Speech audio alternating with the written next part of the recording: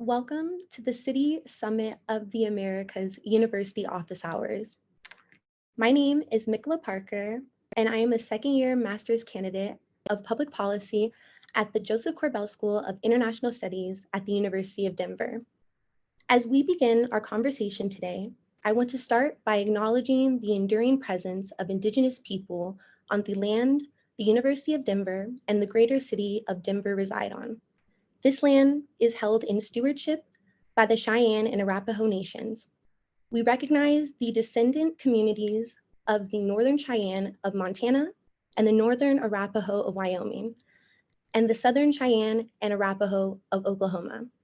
These communities were first forcibly removed from this land, and we also acknowledge the Southern Ute and Mountain Ute nations here in Colorado. We wish to recognize their presence and pay respect to their elders, both past and present.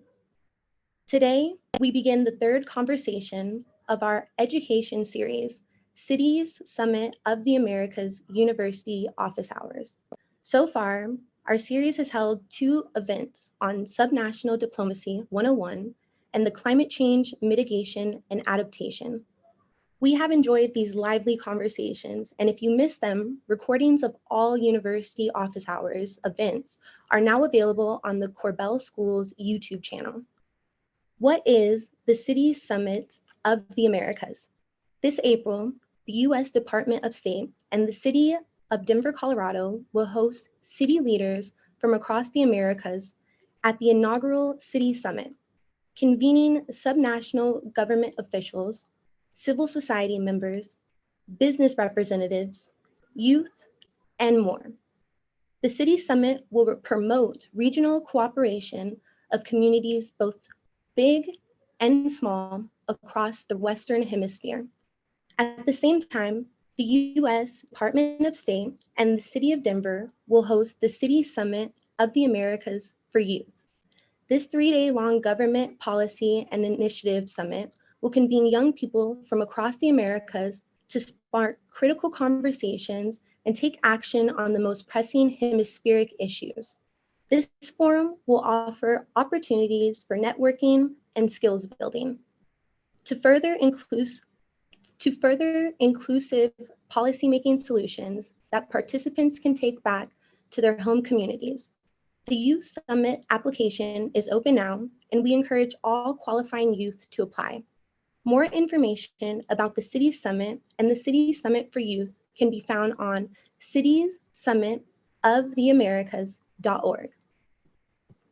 Today, we begin our third conversation in this series, Cultural Preservation and Economic Development. I'm joined today by some incredible experts in their respective fields, and it is a pleasure to have them all here with us today. Our first panelist this afternoon is Martin Perschler. Martin Perschler is the Program Director of the U.S. Ambassadors Fund for Cultural Preservation in the Bureau of Educational and Cultural Affairs at the U.S. Department of State and is Acting Deputy Director of the Cultural Heritage Center. Martin has represented the United States on cultural heritage-focused diplomatic missions to 29 countries and the West Bank, and has written and presented on domestic and foreign audiences on international cultural heritage preservation and its role in the advancement of U.S. foreign policy. Prior to this appointment, Martin worked for 9 years at the National Park Service headquarters in Washington, D.C., where he served as editor of the journal CRM, the Journal of Heritage Stewardship, and is in an acting capacity as chief historian of the service. He began his career in cultural preservation, working in the field of archaeological documentation for the Historic American Buildings Survey. Martin has a PhD in the history of architecture from the University of Virginia and has taught several courses on the history of architecture at the Maryland Institute College of Art and Johns Hopkins University in Baltimore. We welcome Martin. Martin is joined by Aaron Schneider. Aaron Schneider is professor and director of the Institute for Comparative and Regional Studies at the Joseph Korbel School of International Studies at the University of Denver. Professor Schneider's work focuses on the intersection of wealth and power. He has conducted research in Latin America, India, and Sub-Saharan Africa. In particular, he emphasizes the study of public finance as a window into the political economy of development and democracy. We welcome Aaron. We also are joined by Kathy Fine-Bear. Dr. Kathy Fine-Bear is Professor Emeritus of Anthropology and Gender and Women's Studies at Fort Lewis College in Durango, Colorado. She has taught graduate studies and conducted archival and ethnographic field research in Quito, Ecuador since the 1980s. And in 2016, she was the only US scholar invited to speak at the International Repatriation Conference held in Padova, Italy. Fine-Bear currently serves on the boards of the Colorado Fulbright Association, the Durango chapter of the American Association of University Women, and the Mesa Verde Association. She has published 6 books and has been invited to teach a new graduate program in Quito, Ecuador for the 2023-2024 academic year. Welcome, Kathy. And to complete our panel, we are joined by Lucha Martinez de Luna. Lucha Martinez de Luna is an archaeologist specializing in Mesoamerica and has worked on archaeological projects in the Southwest, American West, and Central and Southern Mexico. She is the Onatoca Archaeological Site Director in Chipasa, Mexico. She serves as Associate Curator of Latino Heritage at History Colorado and researches the Hispano people and arts in the Southwest of the United States. As the director of the Chicanx Murals of Colorado project, she advocates for protecting, promoting, and preserving the ongoing visual heritage of Colorado. We are excited to have you all here with us today. We will now begin the discussion portion of our time today, and I want to encourage all those in the audience to submit their questions to our panelists in the chat. To kickstart our conversation, I invite student Chris Crosby to ask questions to our panelists. Chris is a master's student of international development at the University of Denver's Korbel School of International Studies, specializing in data visualization and analysis. Thank you for joining us today, Chris. Yeah, thanks. Thanks so much for having me, and thank you everybody for coming on to talk about this. I guess I'll kick it off with the first question. So one way I could see this conversation going is, a recommendation to build heritage and cultural sites, because that might employ people for, for one of the benefits. However, it does employ people, but only for the short term. And longer term, there are some severe limitations to this maybe. So my question is kind of, how might cultural preservation be employed at the local level to ensure inclusive economic prosperity over generations, or at least for a longer term than just until the site is built? And is there a specific example or examples that come to mind in the city or state that you work in? Thanks.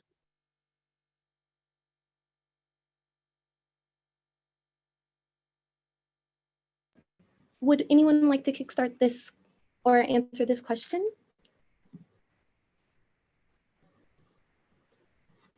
Yes, Martin. Hi, thank you very much, first of all, for inviting me to participate in this webinar. This is a great question. I can't speak to my own state, but I can speak to some examples I've seen around the world. Chris, your question is spot on, because cultural heritage preservation projects can temporarily improve livelihoods because they infuse resources, right? But the question is, well, what happens when the project is done? And so 2 things that come to mind. One of the things that we look for when we decide to support a project is whether the skills that are transferred in the course of the project are transferable to other areas. So I'll give you two examples, one in Nepal and one in Afghanistan. In both countries, we've supported projects that have involved, and Cambodia, 3. In those countries, we've supported projects where we have invested heavily in transferring marketable skills, whether it's carpentry, whether it's stone carving, whether it is project supervision, so that when the projects that we might support are complete, the people who were working over the course of that project will be able to market their skills for other projects. And so what we've seen in a place like Nepal in particular, where the demand for skilled labor was at its height after the earthquakes in 2015, is it was hard for us to retain people on our own project because the skills that they had acquired in the course of conserving or reconstructing a site with our support, those skills were in demand pretty much throughout the Kathmandu Valley. And the other thing too, I would just say is, when it comes to identifying a project, what's critical is local engagement and local buy-in and support. Because if a project takes place without the local buy-in or the support or the investment of the community, then that project itself is not sustainable, and the community supposedly impacted in the short term by it is really not going to reap the benefits over the long term. Thanks.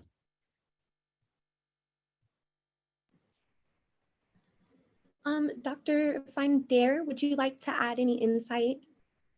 Thank you very much for inviting me here. This topic of this panel is something that is been real important to me, kind of an umbrella for my career. A whole lot of what I've done working at really a small liberal arts college that's Native American serving in Colorado in both gender studies and in indigenous studies and anthropology is to think about John Stuart Mill's discussion of the relationship of the principle of expedience to justice, because this is the interface where policy comes into play, where funding cultural projects without them being destroyed comes into play.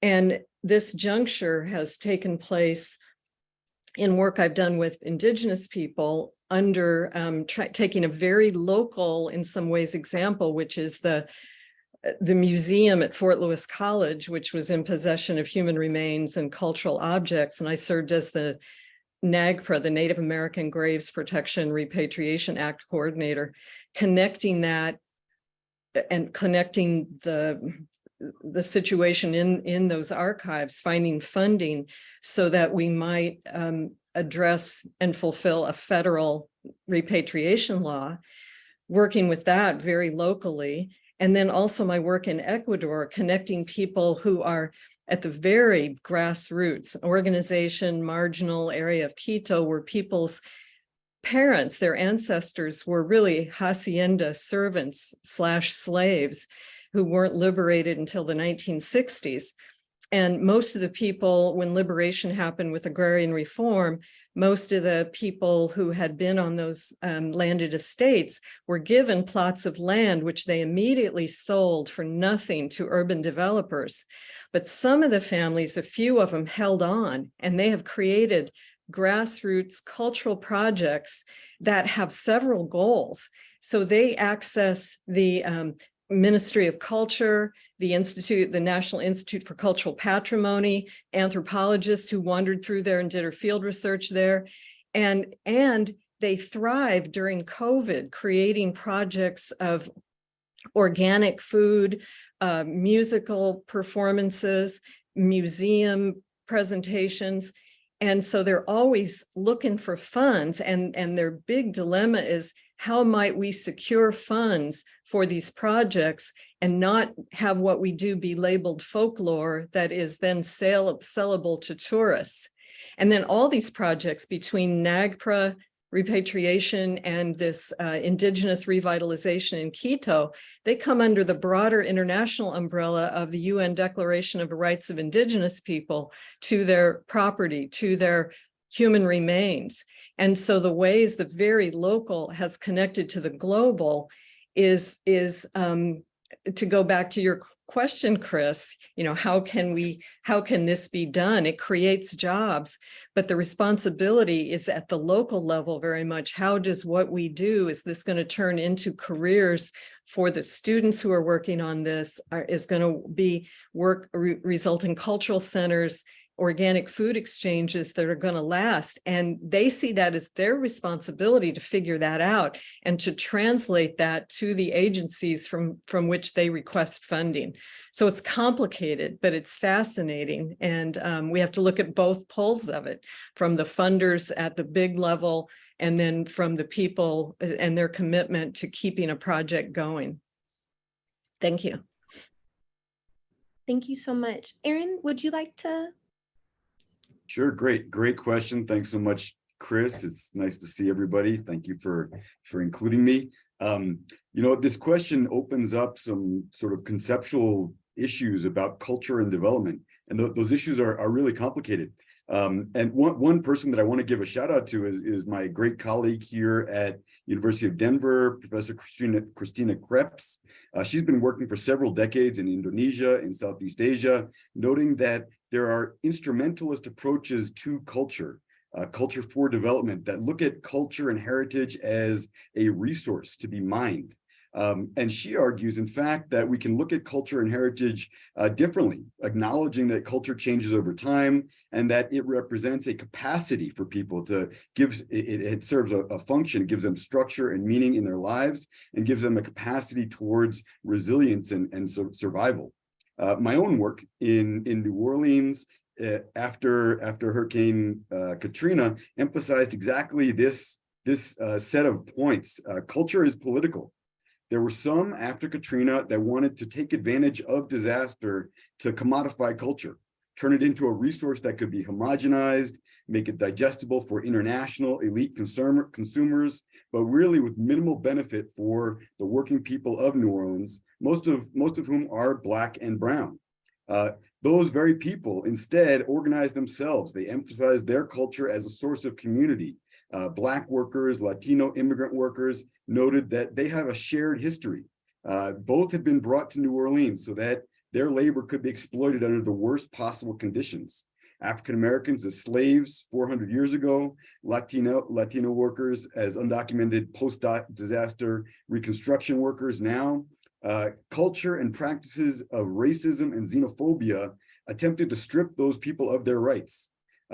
But by understanding their common struggle, by creating a new kind of culture, a new kind of community, they built power for Black and Latino working classes in New Orleans, fighting for a more equitable, a more inclusive, a more democratic reconstruction. Thank you so much for that insight. Lucha, would you like to add to this as well? Yeah, first of all, thank you so much for the invite. I think I'll just kind of stick to the local level, if that makes more sense, because everybody's speaking more to international. I could just speak about my experiences working in preservation because essentially, as you said, I am an archaeologist, and my introduction to preservation was more at the more personal level. I was fortunate enough to grow up and surrounded by art, and my father and many people in the community were muralists and started painting murals in the late 1960s, early 70s. And one of the reasons why they were painting murals in primarily red line communities was because people of color did not have access to their stories and their histories. So these murals became textbooks for the community of their history. And it's just been recently, probably in the past 5 years, that suddenly there's this interest in talking about people of color's history, which I find somewhat problematic because there is a sense of extraction that is going on right now in many of these communities, because they have been largely ignored for pretty much the history of the United States. And specifically in Colorado, the Hispano and the Latino people have a very long history here prior to the region being part of the United States. It was part of Mexico, and then prior to that, part of the Spanish Empire. But this history is unknown to many people that live in the community. So these murals function, they served a purpose. But what is happening now is this rush to suddenly put a lot of these sites on the National Register to protect these sites. And it's very problematic because our history, people of color, do not fit in this box of preservation. So what I'm confronting as I fill out these applications is because a lot of the community members lived in red line communities. They didn't own their the property. They didn't own the buildings. So when I'm filling out applications, we don't fit in those boxes. And so it's been really difficult to put these murals to protect them, because in order to be able to receive funds or grants to protect them, they need to be on the National Register. But the first step is getting them on the National Register. And one example is we were working for 5 years to get the Llama Park, the Llama Lincoln Park in West Denver, to get a cultural historic designation for the park. And in that designation, we included the murals, but we were not able after 5 years to succeed in including the murals because they couldn't figure out how to include them in this this whole world of preservation. So it was extremely problematic, and we're still dealing with that. But because it's only been in the last 5 years, many of these artists are elderly. They were doing murals in the 70s, and there is this rush to try and restore these murals before we know they are no longer with us. So it's highly problematic in the United States and in Colorado. On the National Register right now, there's just a little over 3% of sites that that speak to the people of color, the LGBTQ community, and women. So just to let you know how much work we have to do. Yeah. Thank you. Thank you again, Chris, for that question. I think we are going to be moving now into our students' questions. So I want to thank you again, Chris, for your questions. And now we're turning to our audience questions. Don't forget to submit your questions again to our panelists this afternoon in the chat. Our first question is going to be from our audience member who asked, how might advancing cross-national partnerships at the local level advance Western Hemispheric economic prosperity? What connects local level development to national and regional prosperity? And would anyone like to kick off this question?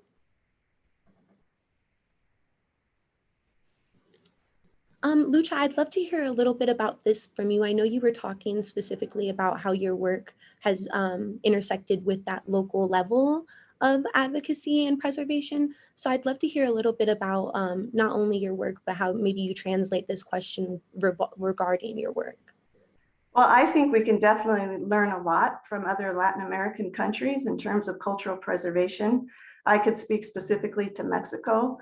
I know I've talked many times in Mexico about muralism, and of course they have this deep history of muralism there. But there is this understanding there, at least in Mexico, that a mural is part of their cultural patrimony, and it represents who they are. And here, I don't know if you're aware, but murals specifically in Colorado, they are described in preservation as paint on a wall. So they don't recognize them for their art, their history, or their culture. So yes, we can definitely learn a lot from having collaborating with historians and preservationists in Mexico about how to identify cultural patrimony. Thank you so much for that. Kathy, would you like to add anything to this? Well, it always raises this kind of a question raises to me, what is what are the definitions of development and the importance of studying language? There's so many tropes of, which are dense symbols, symbolic clusters for the ideas of repatriation, monuments, stakeholders, and development itself. Development seems to be a benign word, but it means different things, very different things in different levels to different people. I remember reading an article in a work produced by the World Archaeological Congress several years ago on capitalism and archaeology. And Nick Shepard wrote a piece that was really heartbreaking in a way about development of a neighborhood in South Africa where plots of land had already been sold for apartments to be built there without having consulted, talked with, gotten ideas from local people. And then they found hundreds of human remains and so forth. And then they had to backtrack and figure out what to do. And they had to figure out how to present that to the public as if it were a good thing that this was all happening. And his conclusion at the end is that you have to be wary of the use of terms that we think we all know what it means. Cultural preservation is one. The idea that everybody knows what that means. That's a good thing, right? Development is a good thing, right? And you have to talk to people locally and say, listen to them so that discussions get reframed and analyze those vocabularies. And what Lucha's saying is bringing that up very well at the, start. Consultation is also an important kind of concept in CRM. Like, we're going to do public consultation, and once we've consulted, everything's fine. What do you mean by consulted? Who did you talk to for how long? From what generations? And so digging more deeply into the very language that we use when we ask questions like that is necessary to move in positive directions. Thank you so much for that. And you talked a little bit about CRM, and I'd love to get some insight from Martin on that specifically, and maybe any insight he can add to the question. But not only that, but just within the work, how this resonates with you. Well, what I was taking from the question was the connection between local and regional, and what that means and why it's important. And I immediately went to trails. And to give an example, the Capañan, the Inca Trail that runs along the Andes. It's a trail that crosses many modern national borders.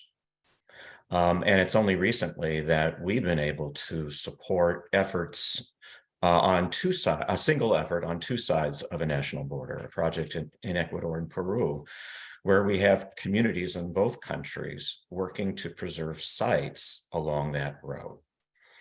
Why this matters to us is because increasingly, and you can bring climate change in here, for instance, increasingly cultural heritage challenges are not, they're simultaneously local and regional. And one of the ways of basically building bridges across cultures and across borders, especially in places where people might not see eye to eye on certain things, one way of trying to achieve that those connections is through collaborative engagement in cultural heritage preservation. And to take this in a slightly different direction, even at the level of a resource type, if you have a stone monument in one part of a region or another part of a region, or on one continent or another, when you step outside the local and you look at how people in other countries and other parts of the world are addressing those challenges, you might learn something, and you might have something to teach them. And so acting locally, but with a regional view, or global view, I think is, it's not only more and more important here in cultural heritage preservation, because it basically does draw out those differences of interpretation, differences of meaning of the words that Kathy and Lucia mentioned. It not only draws out those differences, well, if you can see them, then you can deal with them, but it also casts some light on things people share in common. Thank you so much for that. I think especially what you said was very metaphoric, the trails, and not only physically, but the trails of collaborativeness and creating that collaborative approach within this work. So thank you so much for that. And Erin, I would love to ask you if you have any insight regarding this in regards to your work and what you've seen regionally within that. Sure. No, thanks so much for this question. And I want to say the following. But before I do, I want to acknowledge the really great work that it seems like Martin is doing. But overall, the U.S. Department of State really kind of needs to change its approach to local development. There's been an overemphasis on market-based solutions that privilege international capital over working classes, peasants, women, indigenous people from the local level in developing countries. The worst aberration is probably in Honduras, the CEDES, the economic zones or special zones of economic development, which is an arrangement where the governance of a locality, including localities occupied by indigenous and small farmers, governance is handed over entirely to an unelected board of investors. This arrangement was put in place by Juan Orlando Hernandez, the president who had supported a coup, then won 2 fraudulent elections as president. He's so bad that he's now in jail in the US on drug trafficking charges, but he was the one that shepherded in these CEDES laws, and he shepherded them in by packing the Supreme Court. So now, even though in 2022, the democratically elected Congress of Honduras overturned this arrangement unanimously, the U.S. Embassy in Honduras and U.S. Congress continues to support these CEDES, threatening Honduras with withholding investment, withholding aid if it does not honor these really bizarre and abusive arrangements that were introduced by a coup plotting, election stealing, drug dealing president. Thank you so much for that contemporary example, because I think it's really important for us to get a broader range of not only case studies, but ways that we can evaluate the context of these specific problems within the context of the countries, but also how we can transrelate and create parallels to these issues to better solve them. So thank you again. If anyone has any further, oh yes, Martin. Thank you, Erin. I think that was the first time I received a shout out and a call out in a single exchange. But I did want to mention something, at least in terms of cultural heritage preservation and the State Department. And I'm going to share a scenario that I think everybody is probably very familiar with. I mean, and it's what we learned over the past 2 years of the COVID pandemic, at least in terms of cultural heritage preservation. One of the things we learned was how fragile. I'm going to speak in the cultural heritage preservation context. How fragile cultural heritage preservation is when it relies solely on things like international tourism. And the revenues that come from it, because we saw the fortunes of entire countries collapse because their entire tourism sector was based on international tourism.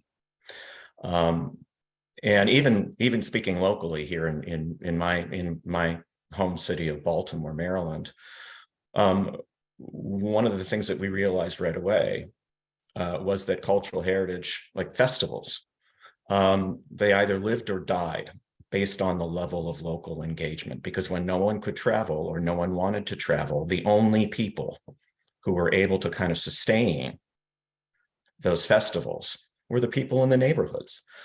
And so And so now, at this end of the pandemic, we're not out of it. When we receive requests for cultural heritage preservation support that are pinning their sustainability futures on the allure of international tourism, we respond differently than we did before, because we realize if this isn't emerging from the community itself, if this isn't locally supported, then its chances of survival and of benefiting the community are pretty slim. It was really shocking to see how much damage lockdown and restrictions on travel caused the cultural sector and the heritage sector. Thanks. Could I just add, I'd like to add just one more thing, an interesting example. There is a festival performance in Quito, the Umbada of Cotocollao. It's always on television. They've been promoting it for tourism for years. And when COVID happened, what were they going to do? And what they did was they contacted me and said, can you get us a Zoom thing so we can do it on Zoom? And they said, we do this dance. It brings in tourists, sure, but mostly we do it for the good of the whole world, because without our dancing, the world can't operate the way it's supposed to. So they had it virtually. And by putting it on a YouTube channel, which they'd never done this before, except they grew much more interest locally and regionally in small communities, which are now engaged in revitalization of their own Umbada dance groups that are, it's just unbelievable. But Martin is right. COVID changed a lot of things and brought to light a lot of things that we need to take into account now. And also some very optimistic. Culture didn't die. These important things, people found ways to handle it and you saw that's important to them and not to a global tourism industry. It was so cool. Thank you so much for that. And before we move on to the next question, I just want to make sure that no one else has any closing remarks. I love that this question sparked so much dialogue. It was really riveting, and I love hearing the way that we can continue to make new avenues to continue to amplify and revitalize culture in these perspective places. So thank you so much again. But moving on to our next question, this is for all of you. In your opening remarks, some of you have spoken to the understanding that economic development can allude to access. Can any of you expand on this idea?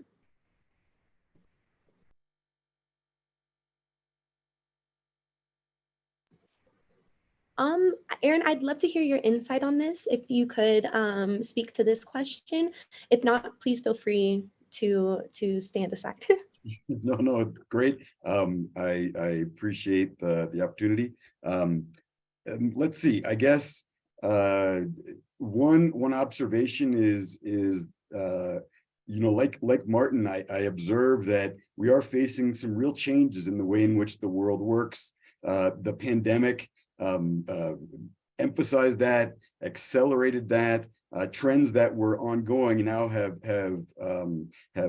really materialized. One of those is the way in which new forms of platform digital capitalism make use of data, and what that means for cultures, for native cultures, for indigenous cultures, for Latin American cultures and cultures in developing countries. There are indigenous languages, Mayan, Aymara, Tupi, others. These are languages that colonizers over the centuries literally tried to eliminate. And now what we see is firms are using AI, artificial intelligence, to collect data on the way in which indigenous people speak and write, boiling it down for the purposes of these online platforms, Google Translate, or something like Duolingo, effectively commercializing bastardized versions of indigenous languages that have been taken and commodified without the permission of indigenous people. Now, then, indigenous people are fighting back, and they're organizing, and they're attempting to establish their legal and moral rights to decide who owns the data of their language. But the fact is that in Latin America, in the US, globally, we need more clear regulations about how data is generated, collected, analyzed, and commodified, because right now these firms hold all the cards. There aren't effective regulations, especially in developing countries, and we see that there are large quasi-monopolistic firms that really held all the cards because they're the only ones that have all the data, that collect all the data, and we don't have the ability to regulate them at the moment, and we need that.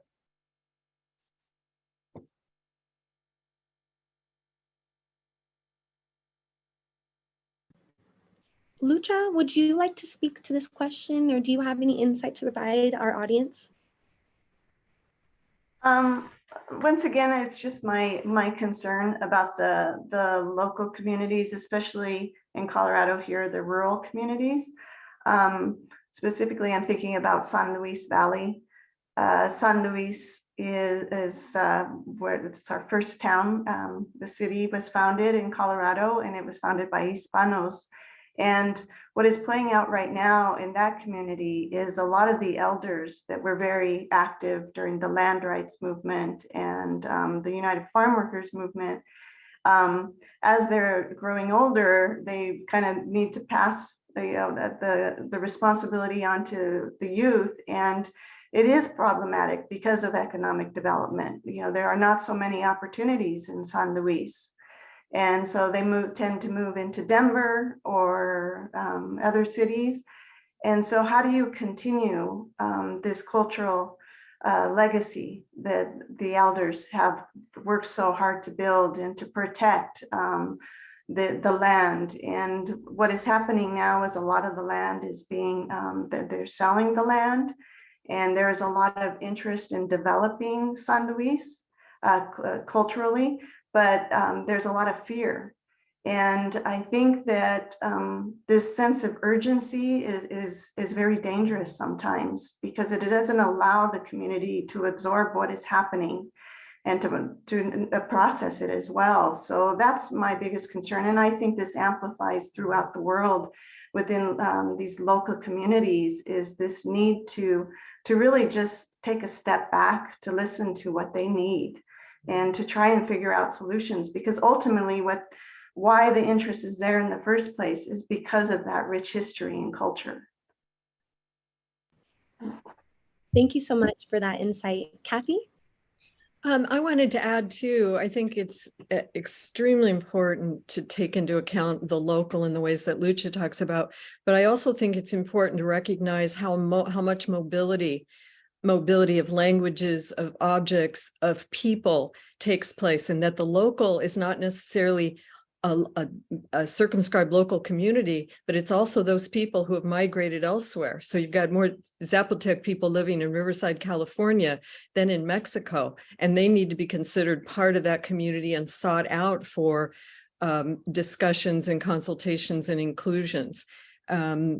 It also raises the issue of sometimes funding agencies look a lot at the question of authenticity and what that means. And then there's dispute and disagreement within communities because of so much historic cultural change and mobility.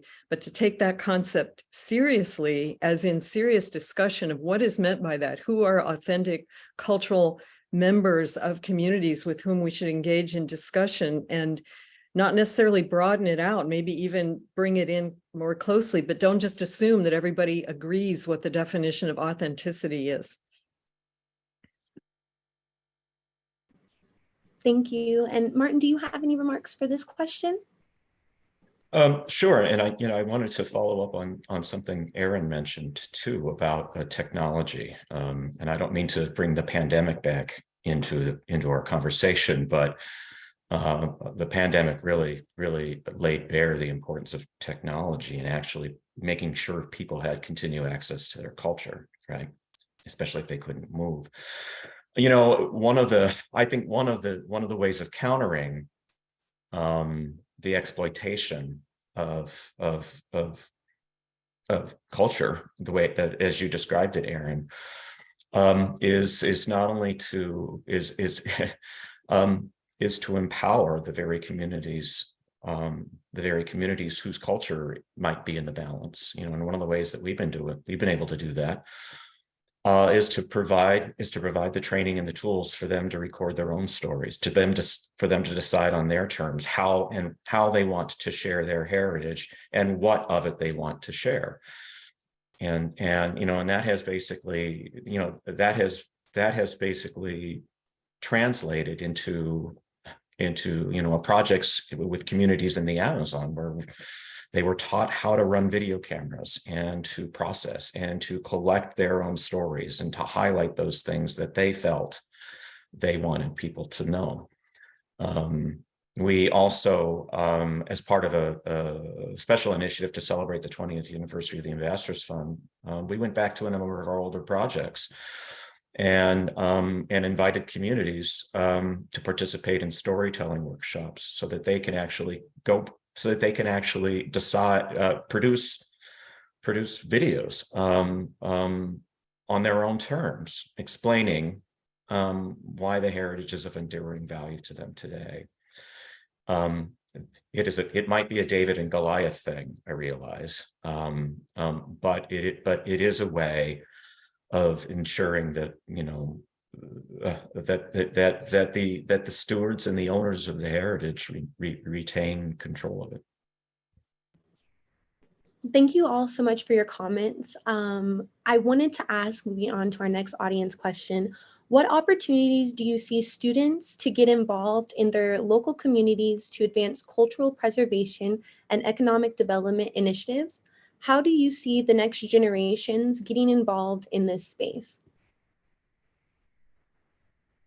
And then I'd love to hear about what Aaron thinks a little bit about this question first, starting off, specifically just because he's the advisor to student orgs here at the University of Denver. So I know he is helping mobilize students regarding this issue. So Aaron? Thanks for that. This is so important. And, I guess in the context of Mikola, your really elegant and accurate land acknowledgement that you started us off with today. And also just to let everyone, especially Martin, know that I'm not afraid also to call out my own university. The University of Denver has a lot of work to do in this area. We were originally a Methodist seminary, and our history is one of cultural genocide, not cultural preservation. Some of you may know or may not know that for 80 years, University of Denver, its Iliff Seminary, displayed under glass proudly a book bound in the skin of a Native American. When the school returned that skin to the tribe for burial in 1974, it required the American Indian movement participants in that ceremony to sign non-disclosure agreements. There have been efforts to acknowledge the original offenses of this book and the secretive way in which it was retired. But we have to acknowledge further that University of Denver was founded by Governor John Evans.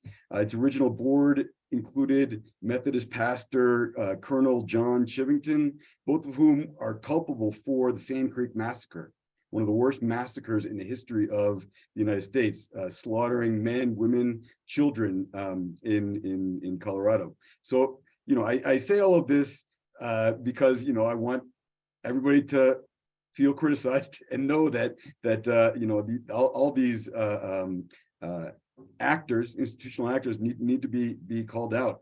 And this is something that I hope that I can do with students and support students as they do it for themselves. Thank you so much. Kathy, do you have any insight you'd like to provide as well to this? Well, because Fort Lewis College, I could go down a similar path as Aaron did. Started out as a fort to protect people from the marauding Utes, and then it became a boarding school, an Indian boarding school, and then it became a school that state of Colorado provides tuition-free education for qualified Native Americans as a form of reparation.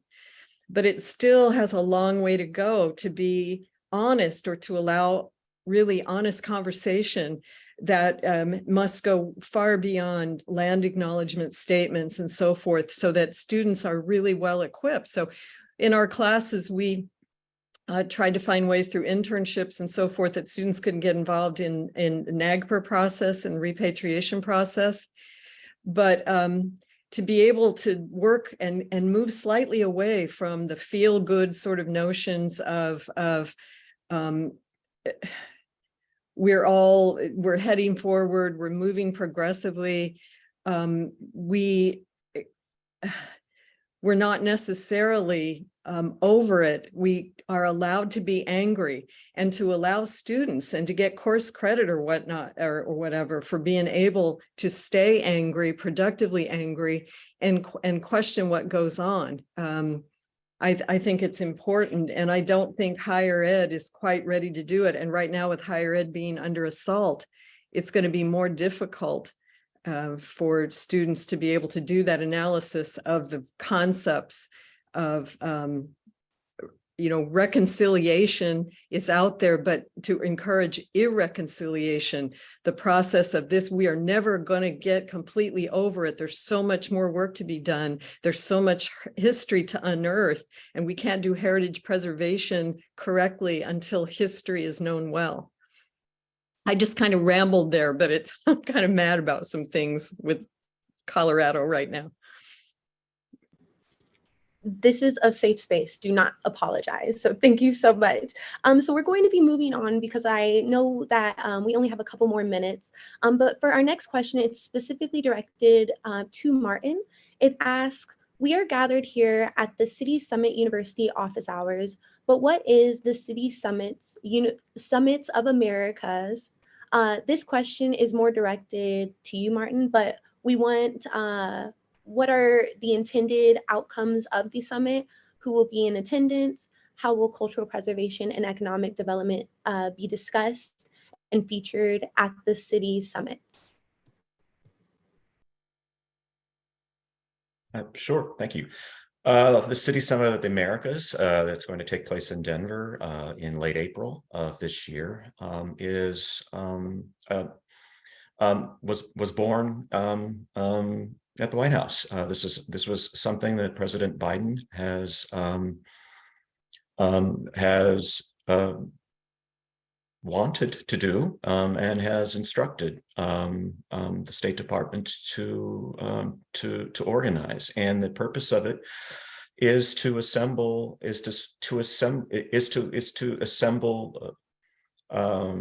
people from various levels of government and the private sector in the Western Hemisphere. So it's a subnational convening to discuss shared challenges and explore potential solutions to a number of issues that we all face in the hemisphere today. There will be a plenary on prosperity and cultural heritage preservation, especially specifically in the urban context, because no matter which country in the hemisphere you would live in, the challenge, the pressures, the challenges, and the opportunities are similar. And so this is going to be an opportunity for everyone to get together and exchange views and to devise solutions. Thank you so much for that. And unfortunately, that is all the time that we have for today for audience questions.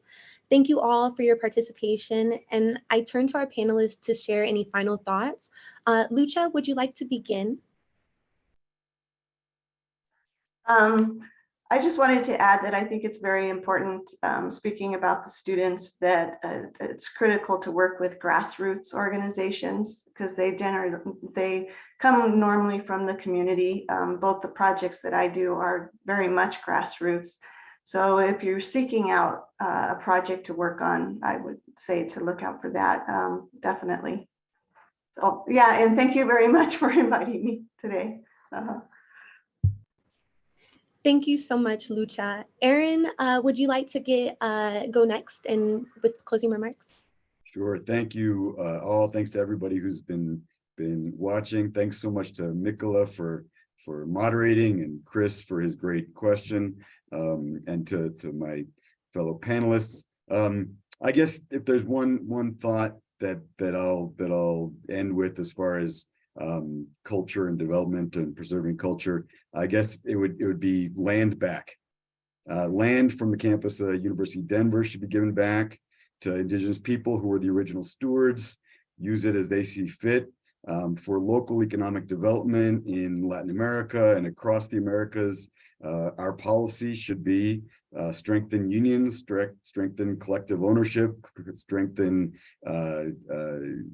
local Indigenous people, redistribute land, give land back, because there can't be growth, there can't be development without empowerment, and there can't be development and growth without a balance with nature. Thank you so much, Aaron. Kathy, do you have any final words for our audience? No, I want to thank you all for attending and thinking about this important topic. I want to thank you all for hosting me and the others. You know, there's always going to be a conflict between the forces of memory and heritage and the forces of modernization, development, and capitalism. And all I can say is one good thing about being older and having been in this business for a long time is I've seen quite a bit of positive change at the grassroots level, and I'm really excited by it and just amazed with my one example in a little tiny area of Quito, Ecuador, how much young people have pulled together using the internet, using granting sources available, and they're not giving up, and they're continuing to demand rights to their own histories and to land and to language. So it's an exciting time to be doing this work. Thank you. Thank you, Kathy. And finally, Martin, do you have any final remarks for our audience? Yes, thank you. First of all, I'd like to thank the University of Denver for hosting this. And I want to thank my panelists, Lucia and Kathy and Aaron. I've learned a lot today. And I look forward to the conversations continuing. Kathy, I have to echo what you say about seeing this avocation evolve over the course of my career. And I am excited and heartened to, to know that there are young people, there are young professionals who have it in here, who have the passion, to help communities and to celebrate and preserve heritage. It is a labor of love. It's like teaching. You don't always see the results of your investment right away, but it makes an enormous difference. So thank you very much. Thank you, panelists, for your comments, and thank you to our audience for your questions. I think this has been a valuable discussion, and we thank you for attending our third session of the City Summit of the Americas University Office Hours series.